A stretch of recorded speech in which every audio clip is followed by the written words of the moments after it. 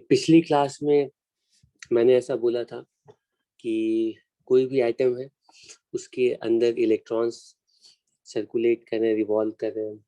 वैसे तो नहीं जैसे प्लैनेट्स रिवॉल्व करते हैं, लेकिन एटलीस्ट इलेक्ट्रॉन्स के मोशन में मूविंग इलेक्ट्रॉन्स है, मूविंग चार्जेस है, और साथ साथ इलेक्ट्रॉन स्पिन भी कर रहे हैं। तो स्पिनिंग की वजह से, सर्कुलेशन की वजह से उनका अपना कुछ ना कुछ मैग्नेटिक मोमेंट होगा।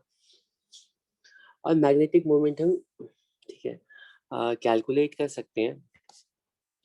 कैलकुलेट करने के लिए तो हमें प्रॉपर क्वांटम मॉडल ही चाहिए, लेकिन हम क्लासिकल मॉडल यूज करके हम ठीक है मैग्नेटिक मोमेंट की वैल्यू कैलकुलेट करना चाहते हैं for a single hydrogen atom. ठीक है, एक प्रोटॉन है, एक इलेक्ट्रॉन है। ठीक है, तो न्यूक्लियस में एक प्रोटॉन है, उसके अराउंड इलेक्ट्रॉन ऐसे रिवॉल्व कर रहा है। तो इस रिवॉल्विंग इलेक्ट्रॉन की वजह से मैग्नेटिक मोमेंट कितना है, एक एटम की बात कर रहा हूँ, और वो भी सबसे सिंपलेस्ट एटम के लिए कह रहा हूँ। कैलकुलेट कर सकते हैं। लेट अस से अगर ऊपर से हम देख रहे हैं और इलेक्ट्रॉन का मोशन कुछ ऐसा क्लॉकवाइज टाइप का है, तो इसमें करंट यूं एंटी क्लॉकवाइज डायरेक्शन में जा रही होगी, जिसकी वजह से मैग्नेटिक मोमेंट कुछ ऐसे आएगा। मैग्नेटिक मोमेंट कितना आएगा कैलकुलेट करना चाहते हैं। कैलकुलेट करने के लिए एटॉमिक थ्योरी के अकॉर्डिंग हमें पता है कि इलेक्ट्रॉन का जो एंगुलर मोमेंटम होगा वो कोई भी वैल्यू एक्सेप्ट नहीं कर सकता है क्वांटम मैकेनिक्स की वजह से। जो एंगुलर मोमेंटम है उसकी वैल्यू तो mvr की इक्वल होगी, ठीक है, लेकिन एंगुलर मोमेंटम की जो वैल्यू है वो इंटीग्रल मल्टीपल ऑफ ठीक है h अपॉन ये h क्रॉस के इक्वल होती है। ये तुम लोगों को एटॉमिक थ्योरी से पता है। रिवॉल्व कर रही है, इलेक्ट्रॉन रिवॉल्व कर रही है, तो करंट कितना होगा, करंट की वैल्यू हम कैलकुलेट कर सकते हैं चार्ज ठीक है और अपॉन टाइम, और टाइम की वैल्यू हम कैलकुलेट कर सकते हैं ठीक है 2πr अपॉन v। ठीक है 2πr। ठीक है ओके। मैग्नेटिक मोमेंट की वैल्यू, क्योंकि ये सर्कुलेटिंग इलेक्ट्रॉन क्लासिकल थ्योरी से कैलकुलेट कर रहा हूँ, और लकीली वैल्यू उतनी आती है जितनी की क्वांटम मैकेनिक्स को यूज करके हम कैलकुलेट करते फॉर दिस पर्टिकुलर केस। हालांकि इसमें हमने बहुत सारे असम्पशंस लिए हैं। NIA ठीक है, ये मैग्नेटिक मोमेंट की वैल्यू होती है for any current carrying loop, और ये वैल्यू कितनी आएगी, तो नंबर ऑफ टर्न्स, तो एक ही टर्न है क्योंकि एक ही इलेक्ट्रॉन के सर्कुलेशन के लिए देख रहे हैं, और करंट की वैल्यू है EV अपॉन 2πr, और एरिया कितना होगा πr²। ठीक है, तो इसको सिंप्लीफाई करके मैग्नेटिक मोमेंट का जो मैग्नीट्यूड है, ठीक है, हम मैग्नेटिक मोमेंट का मैग्नीट्यूड कैलकुलेट करें, ये वैल्यू आ रही है EVR अपॉन 2। इसको चेक करो, और इसको हम जानबूझ करके ना, क्योंकि V और R जो है ना, इसको M से अगर हम मल्टीप्लाई और डिवाइड करेंगे तो ये MVR हो जाएगा और एंगुलर मोमेंटम हो जाएगा। चेक करो, और एंगुलर मोमेंटम की जो वैल्यू होती है वो h अपॉन 2π का मल्टीपल होती है। ठीक है, और इस केस में वो h अपॉन 2π यानी 4πm। ये सारी वैल्यूज हमें नोन है। ठीक है, हमें अच्छा, इसमें जो करंट की वैल्यू कैलकुलेट करते हैं ना, यहाँ पे अगर वैल्यूज पुट करते हैं, क्योंकि V और R ये सब हम कैलकुलेट कर सकते हैं, और ये एटॉमिक स्ट्रक्चर में तुमने कैलकुलेट किया ही होगा, रफली मिली एम्पेयर का करंट आता है, और मिली एक एटम के लिए milliampere current huge current है। ठीक, तो तुम अज्यूम कर सकते हो, हालांकि इसका एरिया बहुत ही कम होगा तो मैग्नेटिक मोमेंट बहुत सिग्निफिकेंट ना आए, लेकिन करंट बहुत ह्यूज है। तो तुम इमेजिन कर सकते हो कि इस तरह के बहुत सारे मैग्नेटिक डाइपोल्स अगर मटेरियल के अंदर प्रेजेंट है, और अगर हम इनको किसी तरह से अलाइन कर पाते हैं तो ये huge magnetic field, current already present है लेकिन उनको हम अलाइन नहीं कर पा रहे, अगर किसी तरह से अलाइन कर पाए तो ह्यूज मैग्नेटिक मोमेंट क्रिएट कर सकते हैं। ह्यूज मैग्नेटिक मोमेंट का मतलब है ह्यूज मैग्नेटिक डाइपोल, ठीक है। ह्यूज मैग्नेटिक डाइपोल का मतलब है ह्यूज बार मैग्नेट, ठीक है। और ऐसा होता है एक स्पेशल टाइप के मटेरियल के लिए जिसको हम बोलते हैं फेरोमैग्नेटिक मटेरियल्स, और उन्हीं का डिस्कशन, ठीक है।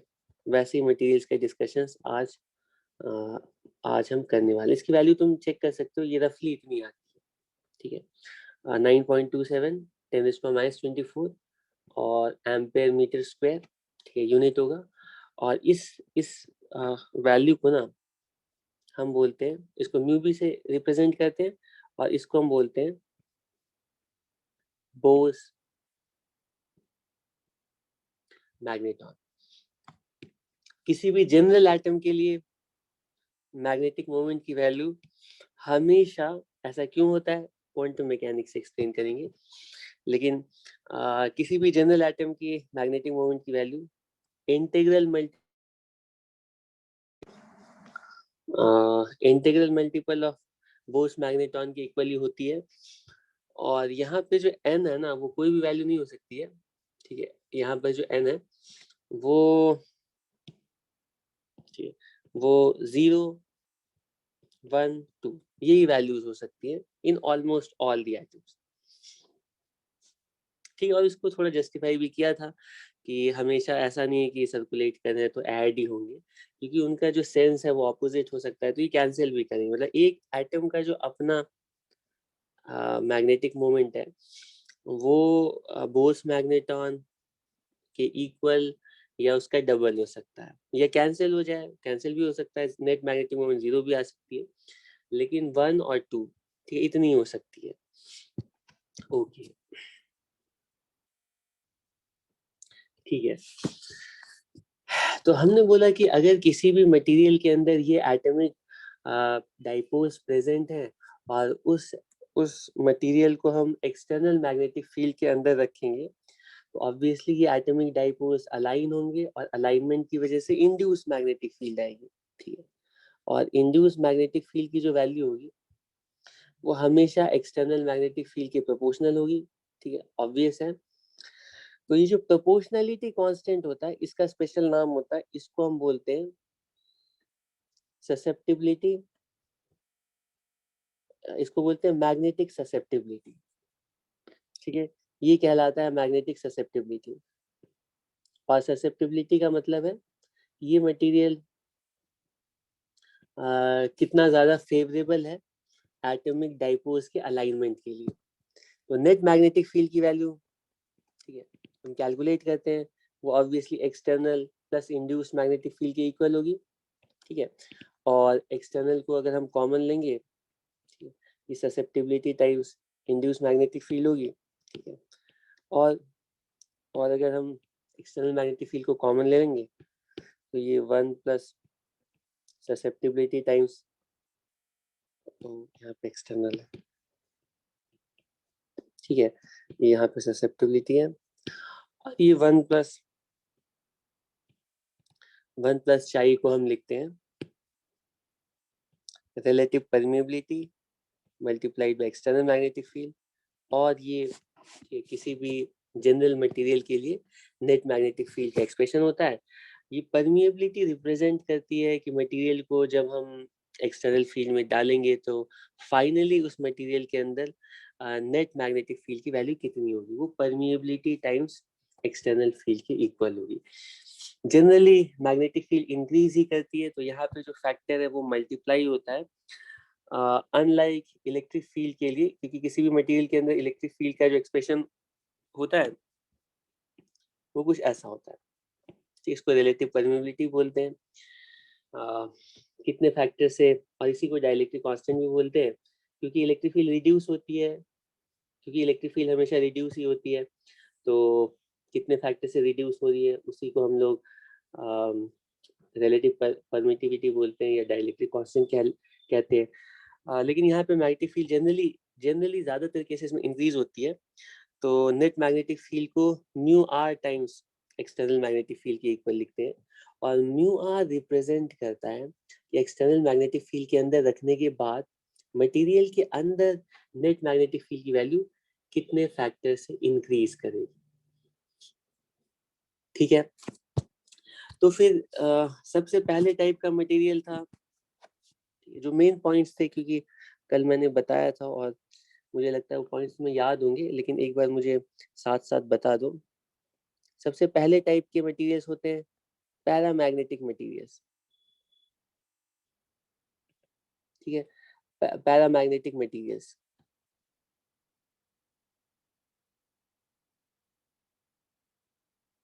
ठीक है, पैरामैग्नेटिक मटेरियल्स के लिए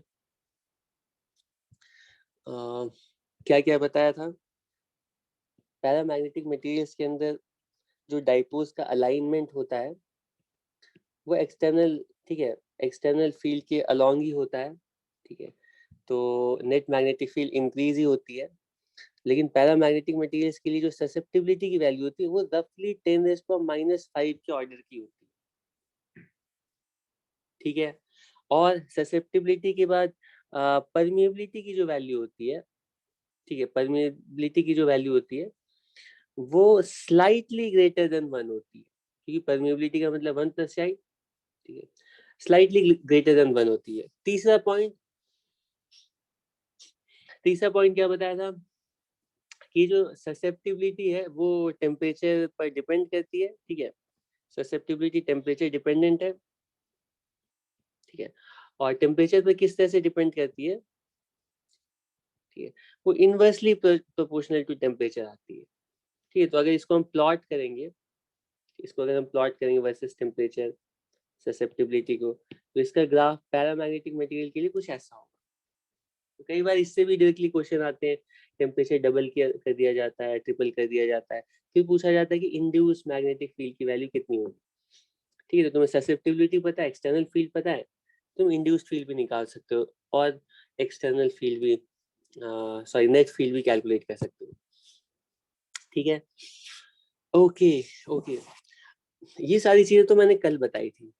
ठीक है, अब इससे क्वेश्चन उठता है कि डिस्कशन हमने यूनिफॉर्म फील्ड के लिए कर लिया था, और एक पॉइंट मैं तुम्हें याद दिला देता हूँ कल की क्लास से, कि अगर नॉन यूनिफॉर्म फील्ड होती है तो कैसी भी नॉन यूनिफॉर्म फील्ड हो, उस नॉन यूनिफॉर्म फील्ड की डायरेक्शन में अगर हम किसी मैग्नेटिक डाइपोल को रखते हैं या मैग्नेट को रखते हैं, तो इसके ऊपर जो नेट फोर्स है ना, ये पहले बता चुका था, इसके ऊपर जो नेट फोर्स है वो हमेशा किधर एक्ट करेगा, नेट फोर्स याद है ना, ये भूल गए हो। नेट फोर्स हमेशा किधर एक्ट करेगा, वीकर से स्ट्रॉन्गर रीजन की तरफ।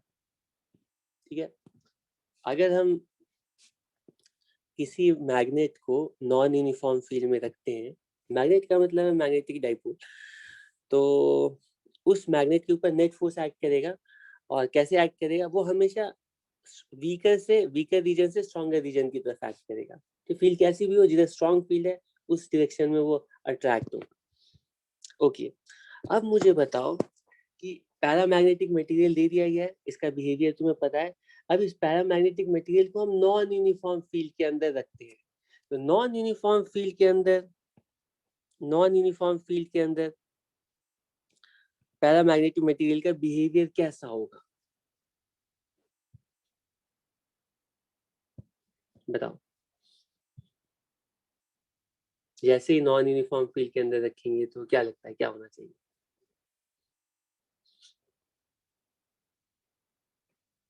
अरे तुम लोग आंसर ही नहीं करते हो।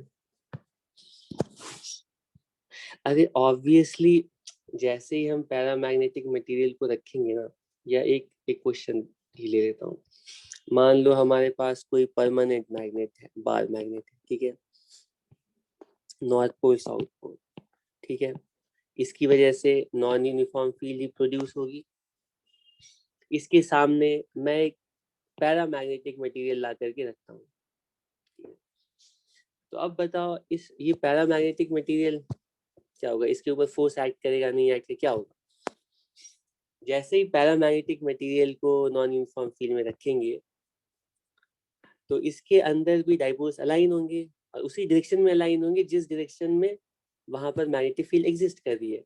तो ये जो पैरामैग्नेटिक मटेरियल है ये खुद भी बार मैग्नेट की तरह बिहेव करेगा। ठीक है, बार मैग्नेट का मतलब इसके अंदर जो डाइपोल्स का अलाइनमेंट होगा ना वो बिल्कुल कुछ इस तरह से होगा और ये कुछ इस तरह से, इस तरह के डाइपोल मैग्नेट की तरह बिहेव करेगा। ठीक है, तो एक तरीका है कि तुम कह सकते हो कि नॉन यूनिफॉर्म फील्ड में हमने मैग्नेट को रखा है और नॉन यूनिफॉर्म फील्ड के अंदर, मतलब एक एक्सप्लेनेशन इस तरह से दे सकते हो कि पैरामैग्नेटिक मटेरियल अब खुद भी एक मैग्नेट की तरह बिहेव करेगा और जब भी हम किसी मैग्नेट को नॉन यूनिफॉर्म फील्ड में रखते हैं तो वो हमेशा वीकर से स्ट्रॉन्गर रीजन की तरफ अट्रैक्ट होता है। तो इसके ऊपर नेट फोर्स एक्ट करेगा किधर की तरफ, टुवर्ड्स दी मैग्नेट, इनके बीच में अट्रैक्शन होगा। ठीक, पैरामैग्नेटिक मटेरियल अगर सिर्फ मैग्नेटिक फील्ड वहां पर है तो वो हमेशा वीकर से स्ट्रॉन्गर की तरफ जाएगा और अगर मैग्नेट है तो उसका मतलब वो मैग्नेट से अट्रैक्ट होगा। ठीक है, एक एक्सप्लेनेशन तो तुम डाइपोल के टर्म्स में दे सकते हो और दूसरा एक्सप्लेनेशन ऐसा बोलोगे कि जैसे डाइपोल्स के अलाइनमेंट का मतलब है कि डाइपोल्स अलाइनमेंट का मतलब है कि ये खुद भी अब बार मैग्नेट बन गया और अगर अलाइनमेंट यूं हुआ है तो इसका नॉर्थ इधर होगा साउथ इधर होगा, खुद भी बार मैग्नेट की तरह बिहेव कर रहा है, साउथ और नॉर्थ पास में आएंगे, इनके बीच में अट्रैक्शन होगा। ठीक है, तो पैरामैग्नेटिक मटेरियल ना किसी भी मैग्नेट से अट्रैक्ट ही होंगी, लेकिन क्योंकि क्योंकि अलाइनमेंट बहुत ही पुअर है और ये जो मटेरियल है ये बहुत ही वीक मैग्नेट की तरह बिहेव करेगा तो अट्रैक्शन का जो फोर्स होगा ना वो बहुत ही पुअर होगा। ठीक है, बहुत ही वीकली अट्रैक्ट होगा, फीबली अट्रैक्ट होगा। ठीक है, ओके, ये हो गई, इसमें लिखेंगे वीकर वीकर टू स्ट्रॉन्गर। ठीक है, फीबली अट्रैक्टेड बाय मैग्नेट, या इसको तुम लिखोगे वीकर टू स्ट्रॉन्गर, कोई प्रॉब्लम नहीं है। Weaker region to weaker to stronger region. ठीक है, feebly attracted magnet. Okay, next है डायमैग्नेटिक मटेरियल। डायमैग्नेटिक मटेरियल के लिए ठीक है, हमने बोला था कि due to some quantum phenomenon diamagnetic material के अंदर जो एटॉमिक डाइपोल्स हैं वो ऑपोजिट डायरेक्शन में, ठीक है, अलाइन होते हैं। ठीक है, ऑपोजिट डायरेक्शन में अलाइन होने की वजह से डायमैग्नेटिक मटेरियल्स की जो ससेप्टिबिलिटी होती है, ठीक है, बहुत ही पुअर होती है, बहुत ही कम होती है, लेकिन वो नेगेटिव में होती है, -10⁻⁵ के ऑर्डर की होती है। ठीक है, तो डायमैग्नेटिक मटेरियल को तुम मैग्नेटिक फील्ड में रखते हो तो वो भी मैग्नेट बनेगा ऑपोजिट डायरेक्शन में रखा हुआ। ठीक है, लेकिन बहुत ही पुअर मैग्नेट बनेगा, बहुत ही वीक मैग्नेट बनेगा। परमिएबिलिटी की वैल्यू कितनी होती है, मतलब उसके अंदर नेट मैग्नेटिक फील्ड कितनी आएगी, तो परमिएबिलिटी की वैल्यू जो होती है वो 1 प्लस चाई नेगेटिव है, तो परमिएबिलिटी की वैल्यू 1 से ना ऑलमोस्ट 1 के इक्वल ही होगी, 1 से हेयर पिन लेस देन, ठीक है, 1 होगी, मतलब 0.999 कुछ इस तरह से, ऑलमोस्ट 1 ही होगी, मतलब एक्सटर्नल जितनी फील्ड है उतनी मटेरियल के अंदर भी फील्ड है। ठीक है, कोई प्रॉब्लम नहीं है।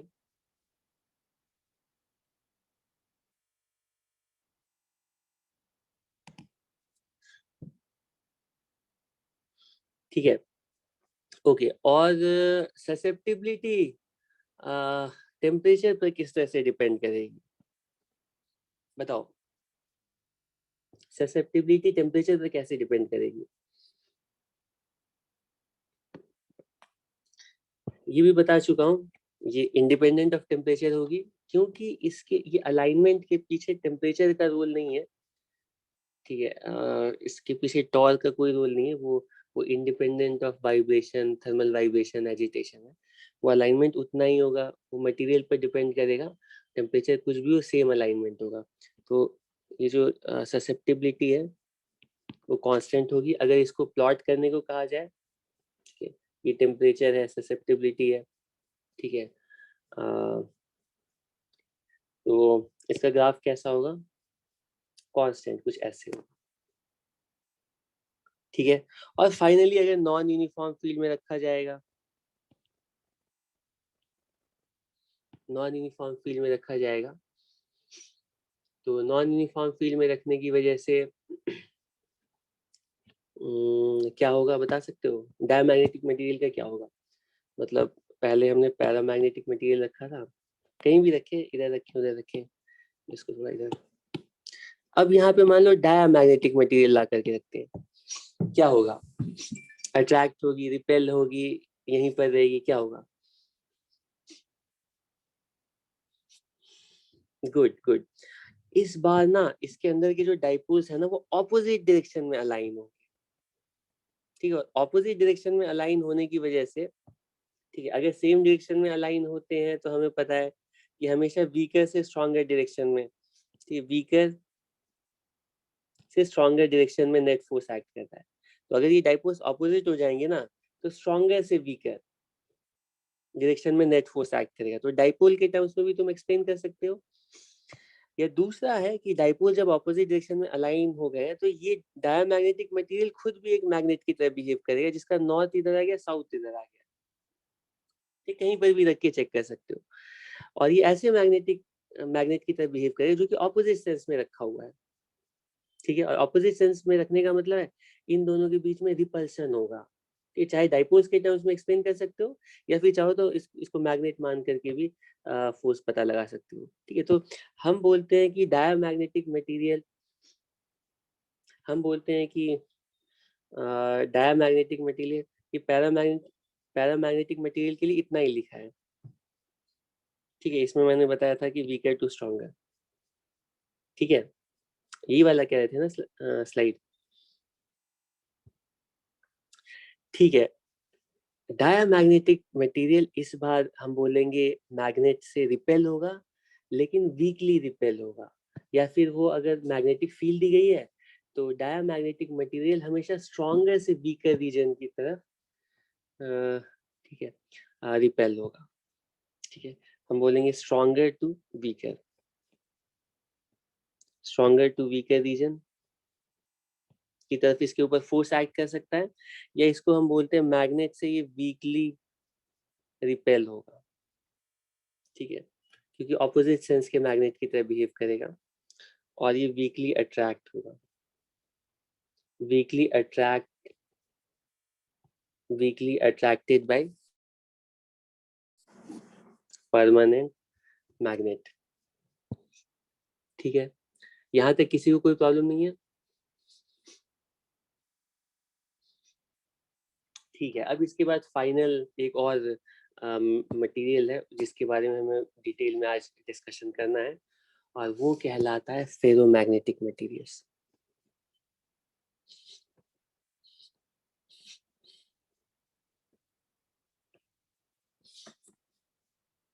ठीक है। फेरोमैग्नेटिक मटेरियल्स, तो फेरोमैग्नेटिक मटेरियल्स के अंदर भी इंड्यूस मैग्नेटिक फील्ड जो होगी वो ससेप्टिबिलिटी टाइम्स एक्सटर्नल फील्ड की इक्वल होगी। लेकिन फेरोमैग्नेटिक मटेरियल्स बहुत ही यूनिक है, क्योंकि फेरोमैग्नेटिक मटेरियल्स के अंदर हम ऐसा देखते हैं, ठीक है, अगर हम फेरोमैग्नेटिक मटेरियल्स को एक्सटर्नल फील्ड में रखते हैं, लास्ट स्लाइड कौन सी है, ये वाली,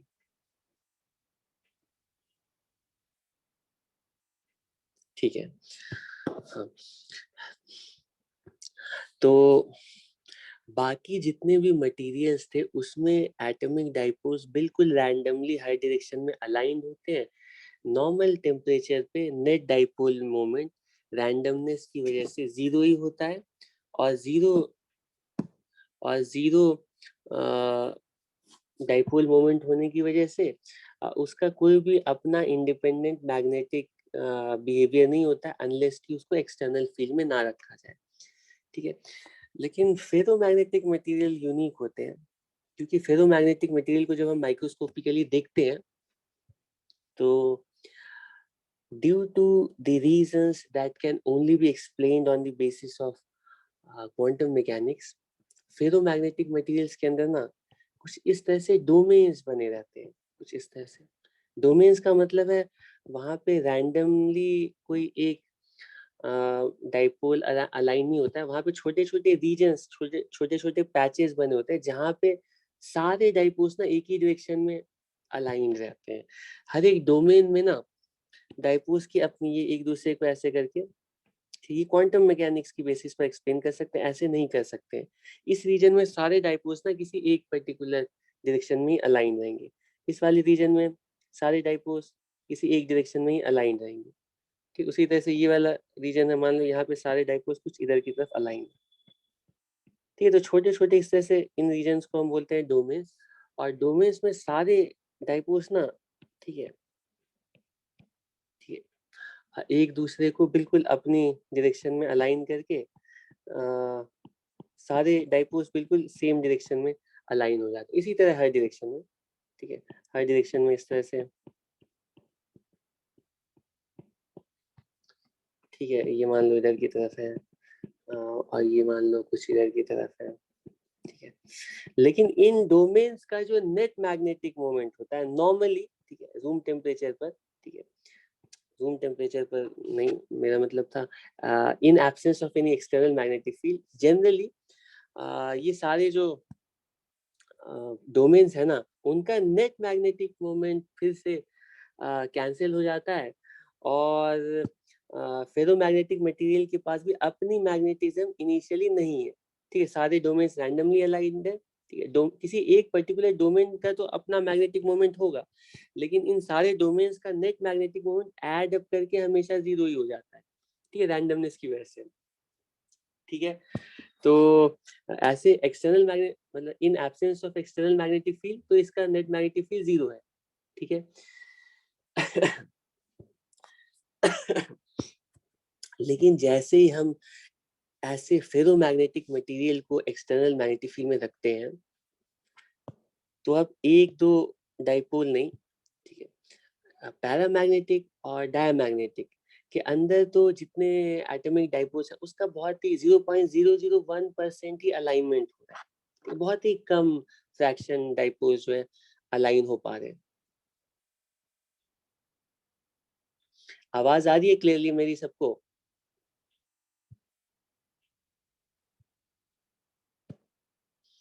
ठीक है, तो मैं यही कह रहा था कि फेरोमैग्नेटिक मटेरियल की बजाय पैरामैग्नेटिक मटेरियल को, डायमैग्नेटिक मटेरियल को जब रखते हैं तो अलाइनमेंट बहुत ही पुअर होता है, बहुत कम डाइपोल्स अलाइन हो पाते हैं और बहुत कम इंड्यूस्ड मैग्नेटिक फील्ड आ पाती है। लेकिन जैसे ही फेरोमैग्नेटिक मटेरियल को एक्सटर्नल मैग्नेटिक फील्ड में रखते हैं तो एक दो नहीं, ये पूरे पूरे डायमो, पूरे पूरे डोमेन्स ना, क्योंकि डोमेन के अंदर की प्रॉपर्टी होती है कि वो एक दूसरे को ना एक दूसरे को इस तरह से सिंक्रोनाइज करके साथ में ही सारे डाइपोल्स एक डायरेक्शन में अलाइन होते हैं, तो पूरे पूरा पूरा जो डोमेन है ना वो एक्सटर्नल फील्ड की डायरेक्शन में अलाइन होने लगेगा, जिसकी वजह से पूरे पूरे डोमेन जब एक्सटर्नल फील्ड की डायरेक्शन में अलाइन होने लगेंगे तो ओवरऑल जो मटेरियल के अंदर नेट मैग्नेटिक डाइपोल मोमेंट आता है वो ह्यूज आता है एक्सटर्नल के कंपैरिजन। मान लो एक्सटर्नल एक्सटर्नल मैग्नेटिक फील्ड मान लो 1 टेस्ला दिया, तो diamagnetic material, paramagnetic material के अंदर तो 0.001 टेस्ला ही मैग्नेटिक फील्ड आ रही है। लेकिन अगर फेरोमैग्नेटिक मटेरियल को रखते हैं तो 1 टेस्ला की जगह, मैं हाइपोथेटिकल एग्जांपल दे रहा हूँ क्योंकि 1 टेस्ला बहुत ह्यूज मैग्नेटिक फील्ड होती है, मैं समझाने के लिए बता रहा हूँ। अगर 1 टेस्ला के अंदर रखते हैं तो फेरोमैग्नेटिक मटेरियल के अंदर 1000 टाइम्स इंड्यूस मैग्नेटिक फील्ड आ जाती है, क्योंकि ऑलमोस्ट सारे डाइपोल्स अलाइन, और जब सारे डाइपोल्स अलाइन होने लगते हैं तो ह्यूज मैग्नेटिक फील्ड प्रोड्यूस होती है। ठीक है, तो तुम थोड़ा सा एक्सटर्नल फील्ड में रखते हो और इसमें ह्यूज मैग्नेटिक फील्ड आ जाती है, तो फेरोमैग्नेटिक मटेरियल खुद एक बहुत ही स्ट्रॉन्ग मैग्नेट की तरह बिहेव करने लगते हैं, उसके अंदर बहुत ही ह्यूज मैग्नेटिक फील्ड प्रोड्यूस होती है। ठीक है, तो इसके अंदर जो इंड्यूस मैग्नेटिक फील्ड आएगी वो तो ऑब्वियसली एक्सटर्नल की तरफ ही आएगी, ठीक है, एक्सटर्नल मैग्नेटिक फील्ड इधर उधर ही, लेकिन एक्सटर्नल से बहुत ज्यादा आएगी। यहाँ पे ससेप्टिबिलिटी की जो वैल्यू होती है वो पता है कितनी होती है, वो 10⁻² से लेके 10⁵ के बीच में हो सकती है। मतलब 100 से लेके 100,000 तक के ऑर्डर की induce magnetic field ferromagnetic materials के अंदर आती है, ठीक है। और परमेबिलिटी की वैल्यू कितनी होती है? डाया और पैरामैग्नेटिक मटेरियल्स के लिए परमेबिलिटी की वैल्यू ऑलमोस्ट 1 की इक्वल थी, लेकिन फेरोमैग्नेटिक मटेरियल के अंदर क्योंकि परमेबिलिटी 1 + चाई होती है, तो परमेबिलिटी की value ferromagnetic materials almost susceptibility की इक्वल होगी। जो ससेप्टिबिलिटी है वही परमेबिलिटी होती है, क्योंकि यहाँ पर परमेबिलिटी की वैल्यू 1 से बहुत ज्यादा है, ठीक है। फेरोमैग्नेटिक मटेरियल्स के अंदर परमेबिलिटी की वैल्यू 100 से लेके 100,000 के ऑर्डर की होगी, जिसका मतलब है कि जो नेट मैग्नेटिक फील्ड होगी वो एक्सटर्नल का 100 से 100,000 तक होगी। फिर उसके बाद क्वेश्चन उठता है कि ससेप्टिबिलिटी फेरोमैग्नेटिक मटेरियल के लिए क्या टेम्परेचर पर डिपेंड करेगी या नहीं डिपेंड? हाँ, डिपेंड करेगी, और डिपेंड करनी भी चाहिए, क्योंकि ठीक है, जितना ज़्यादा टेम्परेचर होगा अलाइनमेंट उतना ज़्यादा डिफिकल्ट होगा, ठीक है। और देखो डायमैग्नेटिक मटेरियल में अलाइनमेंट बहुत ही पुअर है, पैरा में बहुत ही पुअर है, वहाँ पे टेम्परेचर का कोई खास असर नहीं पड़ेगी, बहुत कम डाइपोल्स ही अलाइन होने, यहाँ पे तो बहुत ज़्यादा डाइपोल्स अलाइन होने हैं, तो टेम्परेचर सिग्निफिकेंट रोल प्ले करेगा। तो यहाँ पे टेम्परेचर वर्सेस जो ससेप्टिबिलिटी का ग्राफ होता है, ठीक है, वो कुछ इस तरह का होता है,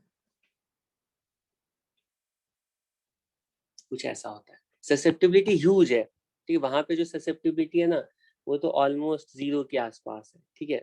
पैरा और डाय के लिए कुछ ऐसी होती है, ठीक है, ऐसे करके होती है, और डायमैग्नेटिक मटेरियल के लिए नेगेटिव में कुछ ऐसी होती है, और उसके कंपैरिजन में जो फेरोमैग्नेटिक मटेरियल उसके लिए ह्यूज होती है ससेप्टिबिलिटी की वैल्यू, ठीक है।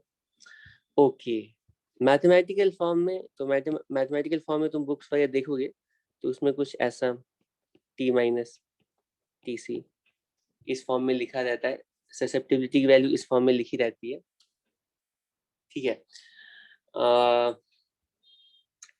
और इसमें जो TC है उसका स्पेशल नाम है, ये कहलाता है, क्या कहलाता है? TC क्या कहलाता है? वैसे कि तुम्हें ग्राफ की थोड़ी नॉलेज है तो तुम अभी थोड़ा, हाँ, क्यूरीज टेम्परेचर।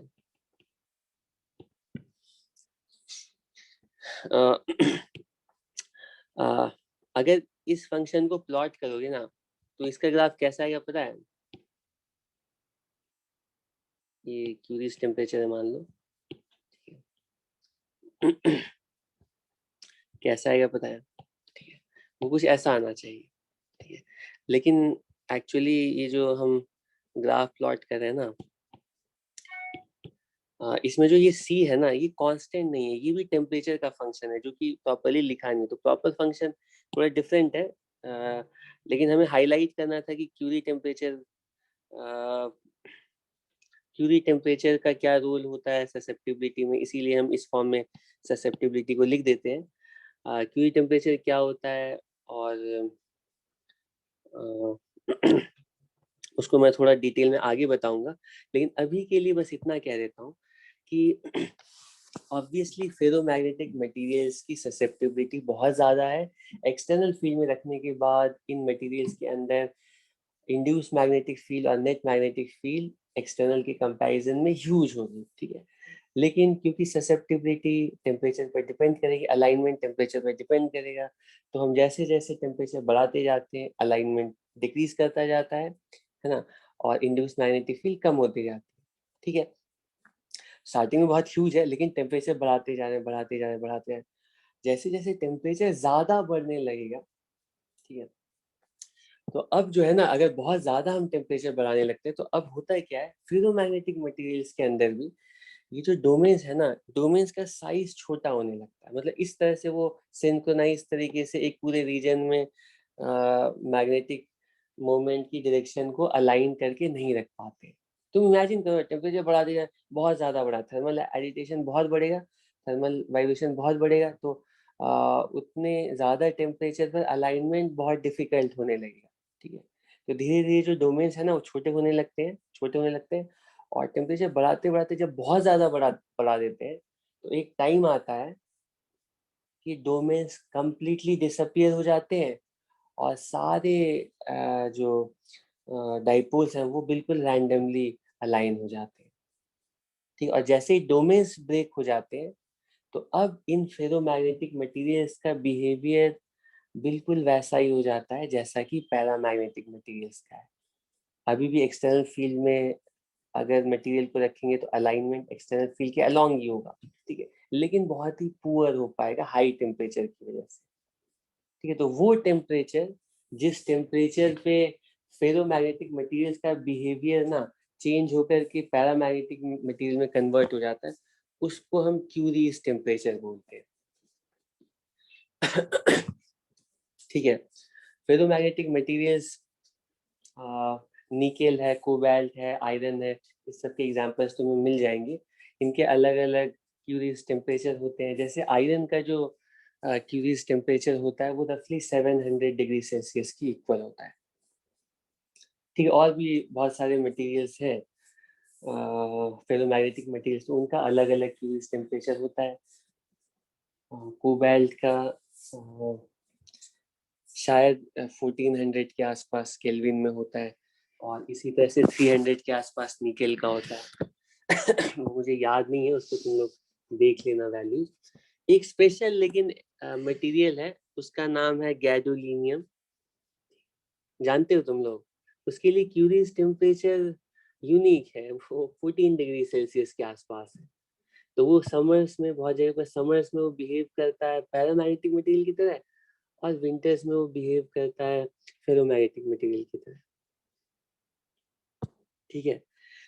ठीक है, तो फेरोमैग्नेटिक मटेरियल में अभी हम और थोड़ा डिटेल में डिस्कशन करेंगे, लेकिन फेरोमैग्नेटिक मटेरियल के लिए जितनी भी इंफॉर्मेशन दी है, इससे अब नेक्स्ट जितने भी क्वेश्चंस मैं तुमसे पूछने जा रहा हूँ उनका आंसर्स दे सकते हो। ठीक है, ये डेली लाइफ के ऑब्जर्वेशंस हैं, ये सब पता नहीं तुम लोगों ने नोटिस किए हैं कि नहीं, तो उनको हम देख लेते हैं। सबसे पहला ऑब्जर्वेशन जो है वो पेपर क्लिप वाला, वो देखा है कभी तुम लोगों ने? ऐसे पेपर क्लिप रहता है ना, ठीक है, इसके अंदर पेपर क्लिप रखा हुआ है, उसमें मैग्नेट भी रहता है। ठीक है, तो मैग्नेट के पास जैसे रहते हैं ना, तो ये चिपक जाते हैं। ठीक है, और आपस में वो चिपक जाते हैं। ठीक, इस तरह से उनके पास रखने से वैसे चेन भी बना लेते हैं। ठीक है, इसका रीजन क्या है पता है? इसका रीजन क्या है पता है? क्या है बताओ? ये पेपर क्लिप्स आपस में क्यों चिपक जाते हैं? मैग्नेट्स नहीं है, लेकिन वो मैग्नेट्स के प्रेजेंस में है, तो मैग्नेट्स के प्रेजेंस में वो खुद भी मैग्नेट की तरह बिहेव करते हैं, और वो आपस में चिपक जाते हैं। ठीक है, और तुम उसको ऐसे करके ना, ऐसे करके ज्वाइन करके ऐसे चेन भी बना सकती हो।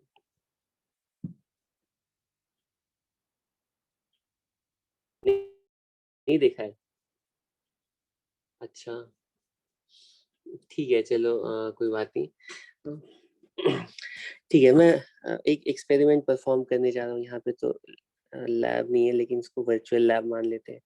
ये मान लो ऐसे करके एक सोलेनॉइड है, इसके अंदर करंट पास किया, और ये मैग्नेट, परमानेंट मैग्नेट बन गया। ठीक है, ठीक है, अब क्वेश्चन है कि इसके सामने ना हम कुछ इस तरह से एक बार पैरामैग्नेटिक मटेरियल लाते हैं, डायमैग्नेटिक मटेरियल लाते हैं, और फेरोमैग्नेटिक मटेरियल लाते हैं। तीनों केसेस में तुम्हें बताना है कि क्या होगा अगर इसके पास पैरा को लाइन। सबसे पहले बताओ कि सोलेनॉइड में ऐसे करंट पास कर दिया है। ठीक है, करंट पास करने के बाद अब तुम्हें बताना है कि अगर हम पैरामैग्नेटिक मटेरियल को, मान लो सिलेंडर शेप का पैरामैग्नेटिक मटेरियल है, इस सोलेनॉइड के पास लाते हैं, क्या होगा?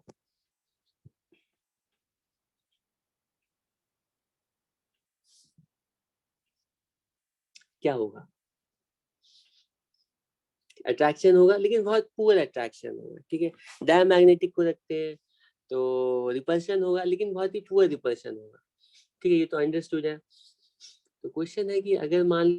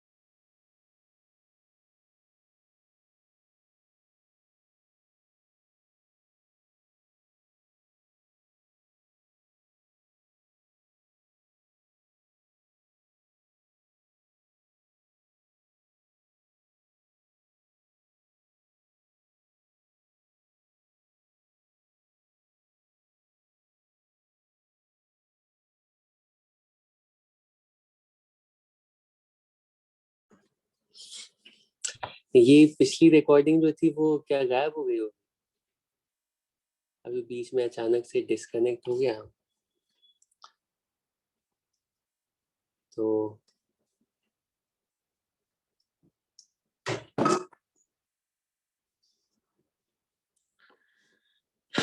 ठीक है। तो मैं पूछ रहा था कि अगर ये सोलेनॉइड है, सोलेनॉइड के पास अगर हम लोग फेरोमैग्नेटिक मटेरियल को ला करके रखेंगे तो इनके बीच में ह्यूज अट्रैक्शन होगा और इसको होल्ड करके रख पाना भी बहुत डिफिकल्ट होगा। इसके पास लाके रिलीज करोगे ना तो ये बिल्कुल बुलेट की तरह अंदर जाएगी। ठीक है, और अगर मान लो जैसे ये फेरोमैग्नेटिक मटेरियल अंदर चली गई और तुम करंट को स्विच ऑफ कर देते हो तो बहुत ह्यूज वेलोसिटी से बाहर आएगी।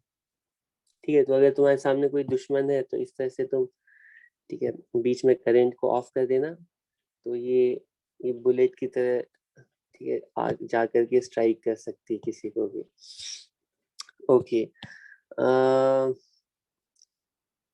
ठीक है। अ, इसके अलावा और भी हाँ, अब मान लो तुम्हारे पास, अच्छा ये डायमैग्नेटिक मटेरियल, और तो अगर करंट को ऑफ नहीं करेंगे तब तो जैसे ये बाहर निकलेगी ना तो इसके ऊपर बैकवर्ड डायरेक्शन में फोर्स एक्ट करेगा तो ये वापस आ जाएगी, तो ऐसे ऑसिलेट करेगी। ठीक है, लेकिन अगर करंट ऑफ कर दोगे तो ये बिल्कुल ह्यूज वेलोसिटी से बाहर आ सकती है। ओके, ठीक है, मैं चाह रहा था कि तुम लोगों को डायमैग्नेटिक मटेरियल और फेरोमैग्नेटिक मटेरियल्स के लिए थोड़ा इनकी जो वैल्यू होती है उसका भी अंदाजा हो। अच्छा, तुम लोग एग्जांपल बताओ डाया के लिए और फेरो के लिए, एग्जांपल बताओ। सॉरी, डाया और पैरामैग्नेटिक मटेरियल्स।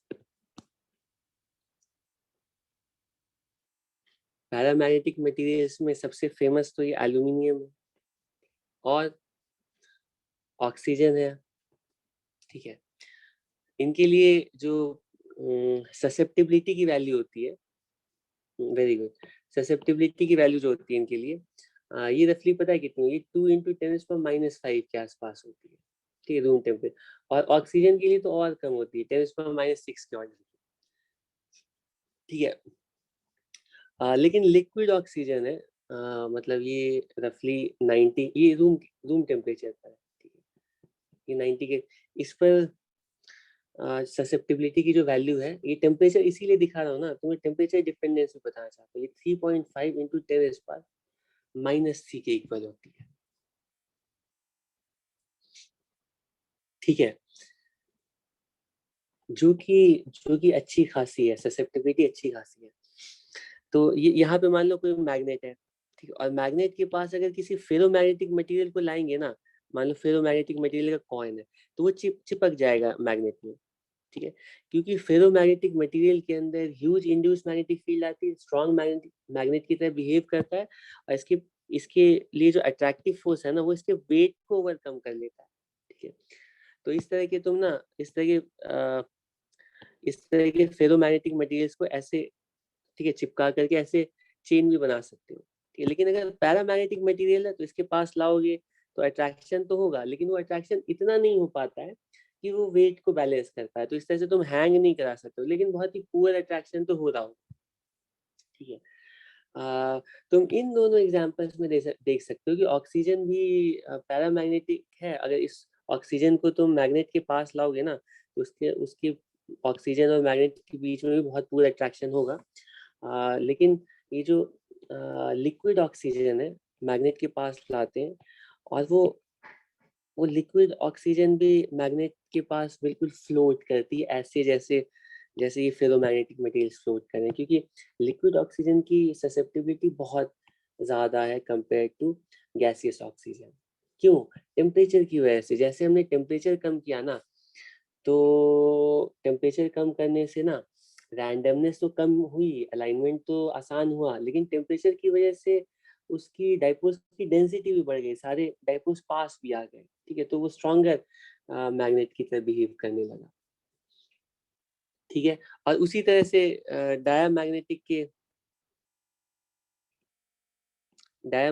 के एग्जांपल दो, कॉपर, वाटर, N2, ये सब फेमस एग्जांपल्स है। इनके लिए 10⁻, इनके लिए जो वैल्यू होती है वो -10⁻⁻5 माइनस नेगेटिव होती है। ठीक है, और ये सब वैल्यू अब इसको मैं बताने की जरूरत नहीं है। ठीक है, इसी तरह बिस्मथ भी और भी एग्जांपल्स है। ठीक है, अब उसके बाद अगला पॉइंट है मैग्नेटिक फील्ड लाइंस। मुझे बताओ कैसी होगी। मान लो यूनिफॉर्म फील्ड है, यूनिफॉर्म फील्ड है, और यहाँ पे हम क्या करते हैं, पैरामैग्नेटिक मटेरियल को ला करके रखते हैं, क्या होगा?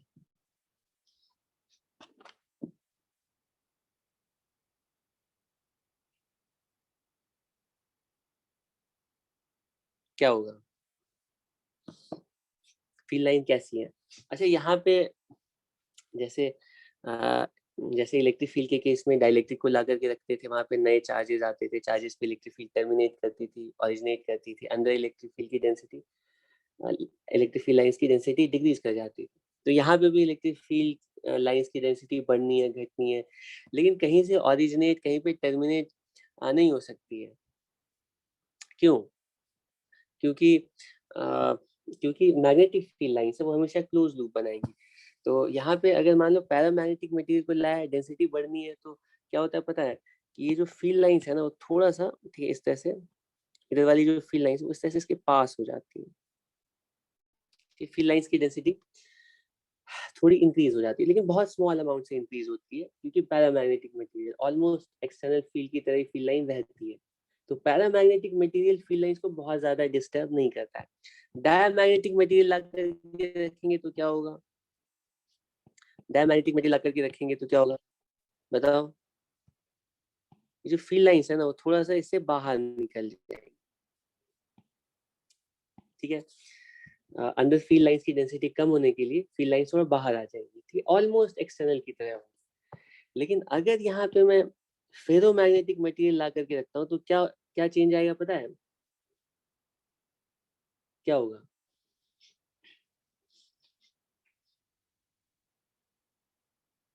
क्या होगा? हाँ, ह्यूज अंदर ह्यूज मैग्नेटिक फील्ड प्रोड्यूस होनी। तो ये क्या करेगा ना, ये जो लाइंस थी ना बाहर, ये सारी लाइंस ना बिल्कुल ऐसे, सारी लाइंस इसके अंदर से ना ऐसे करके जाएंगी। ठीक, अंदर मैग्नेटिक फील्ड ह्यूज अमाउंट से बढ़नी है, तो ओवरऑल जो मैग्नेटिक फील्ड का पैटर्न कुछ ऐसा हो जाएगा। ठीक है, तो इसको डेमोन्स्ट्रेट करने के लिए भी एक फेमस एक्सपेरिमेंट है कि यहाँ पे मान लो ये मैग्नेट है, ठीक है, और हम क्या करते हैं, यहाँ पे कोई फेरोमैग्नेटिक मटेरियल लेते हैं, मान लो आयरन नेल लेते हैं, ठीक है, तो आयरन नेल ऐसे करके रखते हैं, ठीक है, इसके इसके ऊपर ह्यूज अट्रैक्शन है, स्ट्रॉन्ग मैग्नेट है, तो यहाँ पे आयरन नेल लाते हैं, और ये स्ट्रिंग है, ठीक है, तो स्ट्रिंग क्या है ना कि ये अट्रैक्ट हो रहा होगा, इसके ऊपर वेट भी इधर एक्ट कर रहा है, और इधर की तरफ कुछ ऐसे एक्ट कर रहा होगा मैग्नेटिक फोर्स। ठीक है, तो स्ट्रिंग कुछ इस तरह से हो गई, ठीक है, कुछ इस तरह से स्ट्रिंग हो गई। वेट और इधर टेंशन। ठीक, इस तरह से हैंग करेगा, फ्लोट करेगा, ये नेल फ्लोट कर रहा होगा। ठीक है, अब अगर हम मान लो इसके आसपास पैरामैग्नेटिक मटेरियल लाते हैं, ठीक है, पैरामैग्नेटिक मटेरियल ला करके रखते हैं, इसको ऐसे लेकर के जाते हैं, कुछ भी नहीं होता है। डायमैग्नेटिक मटेरियल को लेकर के आते हैं, या तुम अपने हाथ को इसके बीच में ऐसे करके रखोगे, ठीक है, तो कोई चेंज नहीं आएगा। लेकिन अगर इसके आसपास तुम फेरोमैग्नेटिक मटेरियल को लेकर के आते हो, किसी ऐसे करके मान ले आए, तो क्या होगा पता है, यहाँ से जो फील्ड लाइंस थी ऐसे करके, वो सारी फील्ड लाइंस इधर चली जाएंगी। ठीक है, और तुम ये खुद से घर पे करके नीचे इमीडिएटली फॉल कर जाए। ठीक है, तो इन फेरोमैग्नेटिक मटेरियल्स का बहुत यूज है, हम इनको यूज करते हैं मैग्नेटिक स्क्रीनिंग के लिए। ठीक है, वो वैसे अभी तो बताने का टॉपिक नहीं है। जिस तरह से इलेक्ट्रिक फील्ड लाइंस को स्क्रीन करने के लिए कंडक्टर्स यूज करते हैं, वो अंदर के रीजन में बिल्कुल इलेक्ट्रिक फील्ड को ब्लॉक कर देते हैं, फेरोमैग्नेटिक मटेरियल्स को यूज करके हम मैग्नेटिक फील्ड को ब्लॉक कर सकते हैं। ठीक, मैग्नेटिक फील्ड मान लो कुछ ऐसे इस तरह से एग्जिस्ट करिए, कुछ ऐसा हमने मैग्नेट ऐसा मान लो सिलेंड्रिकल हॉलो सिलेंडर टाइप का बनाया। ठीक है, सारी फील्ड लाइंस जो है ना, वो इधर से इधर, ठीक है, सारी फील्ड लाइंस इसके अंदर से चली गई। ठीक है, तो अंदर वाले पार्ट में मैग्नेटिक फील्ड डिसअपियर हो गए। तो अलग अलग तरीके से हम डिजाइन कर सकते हैं फेरोमैग्नेटिक मटेरियल्स को यूज करके, कि हम मैग्नेटिक फील्ड को भी स्क्रीन कर लें। ठीक है, और एक फेमस एक्सपेरिमेंट है कि यहाँ पे मान लो स्ट्रॉन्ग मैग्नेट इस तरह से रखा हुआ है, और तुम्हारे पास एक आयरन बोल्ट है। ठीक है, और अगर ये मैग्नेट है और ये आयरन बोल्ट क्या होगा, अट्रैक्ट करेगा। ठीक है, ठीक, ऐसे करके मान लो स्ट्रिंग है। ठीक है, तो ये क्योंकि फेरोमैग्नेटिक मटेरियल है, स्ट्रॉन्ग मैग्नेट की तरह बिहेव करेगा, और अट्रैक्शन होगा, चिपक जाएगा आके। हम क्या करते हैं, इसको फ्लेम थ्रोअर के थ्रू ना इसको हीट करना स्टार्ट करते हैं। इस तरह से यहाँ से फ्लेम हीट करना स्टार्ट करते हैं, हीट करते जाते हैं। क्या होगा पता है, ज्यादा हीट करेंगे तो क्या होगा, हीट करते करते इसका टेम्परेचर बढ़ते जा रहा है, बढ़ते जा रहा है। टेम्परेचर बढ़ते बढ़ते एक टाइम आएगा, हाँ, लेकिन जब तक फेरोमैग्नेटिक मटेरियल तब तक वो चिपका रहेगा, लेकिन एक टाइम आएगा कि क्यूरीज टेम्परेचर से भी ज्यादा टेम्परेचर 700 डिग्री सेल्सियस से बढ़ा दिया हमने, तो ये रेड हॉट होने लगेगा। और जैसे ही क्यूरीज टेम्परेचर से ज्यादा टेम्परेचर होगा, अब ये पैरामैग्नेटिक मटेरियल है, और पैरामैग्नेटिक मटेरियल होने की वजह से अब ये इसका अट्रैक्शन उतना स्ट्रांग नहीं होगा, ये यहाँ से नीचे गिर जाएगा, वापस आया। अट्रैक्शन तो होगा, लेकिन इसके वेट को वो काउंटर बैलेंस नहीं कर पाएगा, ये वापस आ जाएगा। लेकिन जैसे ही ठंडा होगा ना, फिर जाके चिपक जाएगा। ठीक है, जैसे ही ठंडा होगा फिर फेरोमैग्नेटिक मटेरियल बनेगा और जाके स्टिक कर जाएगा। ठीक है, ठीक है। एक और लास्ट क्वेश्चन पूछ लेता हूँ तुम लोगों से, इतने सारे क्वेश्चन तुम लोगों ने बताए हैं सही सही। एक और क्वेश्चन पूछ लेता हूँ, क्या फर्क पड़ता है। लेट अस से यहाँ पे ऐसे करके यूनिफॉर्म मैग्नेटिक फील्ड प्रेजेंट है। ठीक है, और हम यहाँ पे हैंग कराते हैं इस तरह से। ठीक है, ये ऐसे कोई रॉड है। ठीक है, और पहले केस में ये रॉड पैरामैग्नेटिक मटेरियल है, दूसरे केस में डायमैग्नेटिक मटेरियल है। तो इन दोनों केसेस के लिए ये फ्रीली रोटेट कर सकता है अपनी सेंट्रल एक्सिस के अबाउट। ठीक है, तो अगर इसको हमने रिलीज कर दिया है, ऐसे तो फ्रीली जिस भी डायरेक्शन में होगा वहीं रहेगा, लेकिन जैसे मैग्नेटिक फील्ड लाइंस को स्विच ऑन किया, तो अब क्या होगा, अब क्या होगा, क्या ये ऐसे ही रहेगा या ये अलाइन होकर के किसी डायरेक्शन में जाएगा, क्या होगा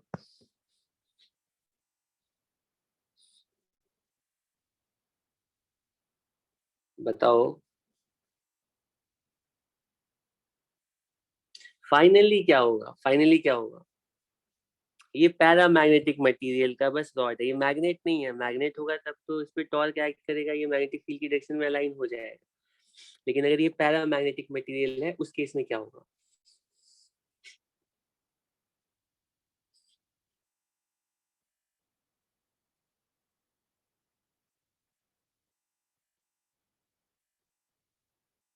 बताओ। हाँ, जैसे अ,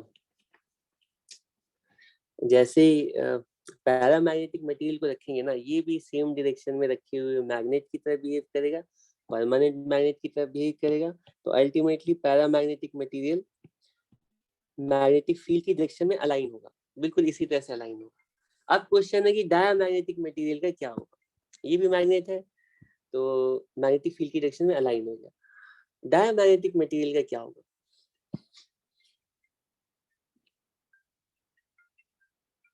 क्या होगा? क्या लगता है तुम लोगों को?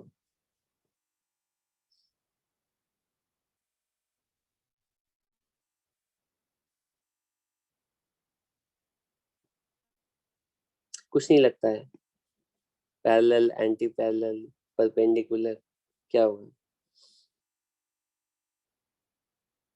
अच्छा, देखो मैं टॉप व्यू ड्रॉ कर रहा हूँ। ये मैग्नेटिक फील्ड लाइंस है जो पैरामैग्नेटिक मटेरियल है ना, उसके अंदर के जो डाइपोल्स हैं वो एक्सटर्नल फील्ड के अलोंग अलाइन होते हैं। तो ये भी सेम डायरेक्शन में रखे हुए परमानेंट मैग्नेट की तरह बिहेव करेगा जब तक वो एक्सटर्नल फील्ड के अंदर है, और वो सेम डायरेक्शन में अलाइन हो जाएगा। ठीक है, डायमैग्नेटिक मटेरियल का क्या होगा? मान लो डायमैग्नेटिक मटेरियल है, ठीक है, डायमैग्नेटिक मटेरियल ऐसे रखा हुआ है, ठीक है, किसी भी डायरेक्शन में रखा हुआ है। तो डायमैग्नेटिक मटेरियल का जो अलाइनमेंट है ना, वो मैग्नेटिक फील्ड के ऑपोजिट डायरेक्शन में होता है। ठीक है, तो ये ऑपोजिट डायरेक्शन में डाइपोल्स अलाइन होंगे, तो वो कुछ इस तरह के डाइपोल की तरह बिहेव करेगा। ठीक है, तो इसका इसका अलाइनमेंट क्या होगा ना, ऑपोजिट डायरेक्शन में होने की कोशिश करेगा। ठीक है, तो ये ना रोटेट करके ऑपोजिट डायरेक्शन में अलाइन होने की कोशिश करेगा। मैं इस तरह से समझा रहा हूँ कि मान लो किसी टाइम में इसका अलाइनमेंट यूं है, तो इधर की तरह अलाइन हो, डायमैग्नेटिक मटेरियल है। ठीक है, मान लो किसी टाइम में डायमैग्नेटिक मटेरियल के अंदर अलाइनमेंट कुछ ऐसे है, ठीक है, तो इसकी टेंडेंसी ऑपोजिट डायरेक्शन में अलाइन होने की। ठीक है, तो ये ऐसे रोटेट होगा। ठीक है, रोटेट होकर के सारे डाइपोल्स ऑपोजिट डायरेक्शन में जाने की कोशिश करेंगे। लेकिन जैसे ये रोटेट होगा ना, क्या होगा पता है? अब जैसे इधर जाएंगे ना डाइपोल्स, जैसे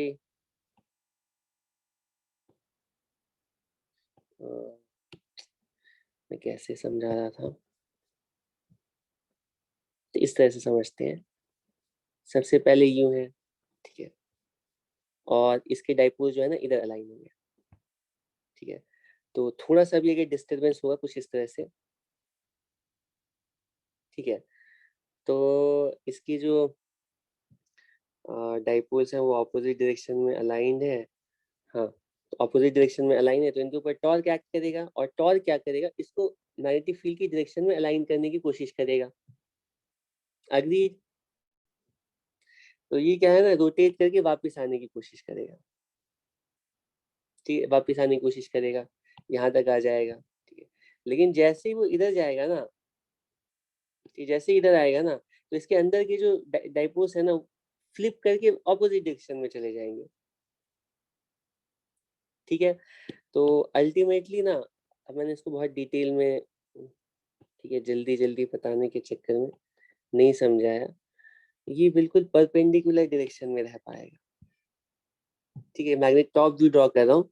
डायमैग्नेटिक मटेरियल बिल्कुल मैग्नेटिक फील्ड के परपेंडिकुलर डायरेक्शन में अलाइन होगा। ठीक है, वो ना फील्ड की डायरेक्शन में अलाइन हो पाएगा, नहीं ऑपोजिट डायरेक्शन में। तो इसको तुम लोग खुद से सोचना। ठीक है, तुम ऐसे सोच सकते हो, थोड़ा सा भी इधर जाएगा ना, तो अब क्या होगा, इसके अंदर के जो डाइपोल्स है वो इधर की तरफ जाएंगे। ठीक है,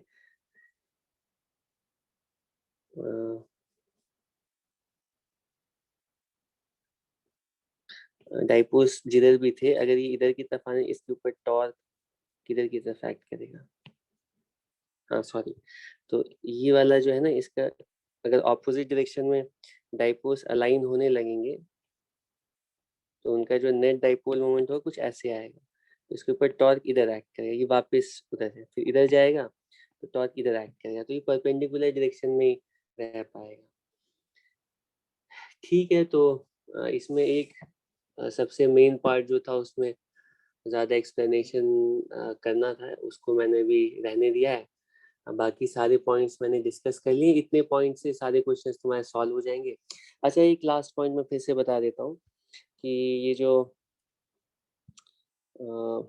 ससेप्टिबिलिटी का ग्राफ है, तो पैरामैग्नेटिक मटेरियल के लिए तो हमें पता है ससेप्टिबिलिटी कुछ ऐसी होती है, ठीक है। डायमैग्नेटिक मटेरियल के लिए हमें पता है ससेप्टिबिलिटी नेगेटिव होती है, फिक्स होती है, ठीक है। और फेरोमैग्नेटिक मटेरियल के लिए ससेप्टिबिलिटी होती है। तो ये जो क्यूरियस टेम्परेचर वाला पॉइंट है ना, ठीक है, इसके बाद जो पैरामैग्नेटिक मटेरियल का बिहेवियर है वो वैसा ही है जैसा कि इसके बाद फेरोमैग्नेटिक मटेरियल का जो बिहेवियर है वैसा ही है जैसा कि पैरामैग्नेटिक मटेरियल का होता है।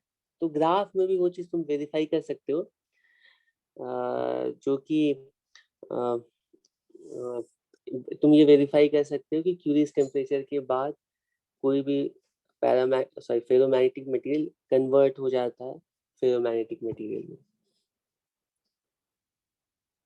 ठीक है, बाकी चीजें हम वो मैग्नेटाइजेशन, परमानेंट मैग्नेटाइजेशन, मतलब परमानेंट मैग्नेट हम कैसे बनाते हैं फेरोमैग्नेटिक मटेरियल्स को यूज करके, वो नेक्स्ट क्लास में डिस्कस करेंगे, और वहीं पे हिस्टैरिसीस लूप होगी और वो फाइनल पॉइंट होगा। इसके बाद फिर अर्थ मैग्नेटिज्म होगा। ठीक है, थैंक यू। इसमें ज्यादा पॉइंट्स नहीं है, कम ही पॉइंट्स है, लेकिन वो याद रहे अच्छे से तुम समझ पाओ, उसके लिए थोड़ा डेमोन्स्ट्रेशन की जरूरत होती है, एग्जांपल्स की जरूरत होती है, तो वो तो ऐसे हम लोग नहीं कर सकते, तो जितना कर सकते हैं वही अभी किया था। ठीक है, फिर नेक्स्ट क्लास में हिस्टैरिसीस, और देखते हैं अगर अगर टाइम हमें 1 घंटे का भी मिल गया तो अर्थ मैग्नेटिज्म भी खत्म कर देंगे। ठीक है, ठीक क्लास होगा।